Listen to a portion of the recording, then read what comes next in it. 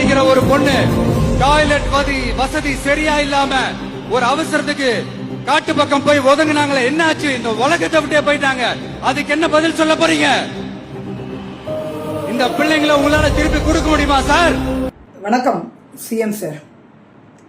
அது எப்படி டிஎம்கே ஆட்சியில் தூத்துக்குடி மாவட்டம் விளாத்திக்குளத்தில் நடந்த அந்த பாலியல் சம்பவத்துக்கு மட்டும்தான் தொண்டை நரம்பு தெரிக்கிற அளவுக்கு தூத்துக்குடி அதிர்ற அளவுக்கு குரல் கொடுப்பீங்களா?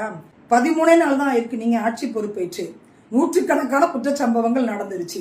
உங்க ஆட்சியில கோயம்புத்தூர்ல 10 வயது சிறுமிய 2 பேர் கடத்திட்டு போயிட்டு கதற கற்பழிச்சு கொலை பண்ணிருக்காங்க.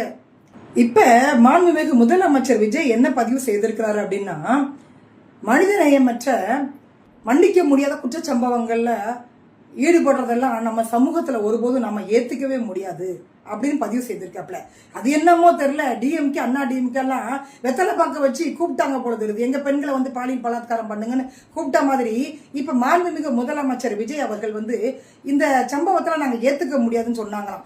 அப்ப டிஎம்கே அண்ணா டிஎம்கே ஆட்சியெல்லாம் பார்த்தா ரொம்ப ஹாப்பியா இருக்கு, வரவேற்கிறோம் இந்த சம்பவங்களை அப்படியா சொன்னாங்க? அதாவதுங்க, உங்களுக்கு வந்தா ரத்தம், எங்களுக்கு வந்தா தக்காளி சட்னியா? தலைமைச் செயலகத்துல இருந்துட்டு தலைமைச் செயலகம் அதிர்ற மாதிரி, கோயம்புத்தூருக்கு கேட்கற மாதிரி தொண்டை நரம்ப தெரிக்க ஒரு கண்டனம் தெரிவிச்சுக்கலாம். நீங்க சும்மா தானே இருக்கீங்க, ரீல்ஸ் தானே போட்டுட்டு இருக்கிறீங்க. அப்ப இத கூட ஒரு ரீல்ஸா நீங்க போட்டுக்கலாம்ல. டிஎம்கே ஆட்சியில நடந்த அந்த பாலியல் சம்பவத்துக்கு சிஎம் தான் பொறுப்பு அப்படின்னா, இங்க நடந்த இந்த பாலியல் சம்பவத்துக்கு நீங்க தான் பொறுப்பு. உங்களால திருப்பி கொடுக்க முடியுமா?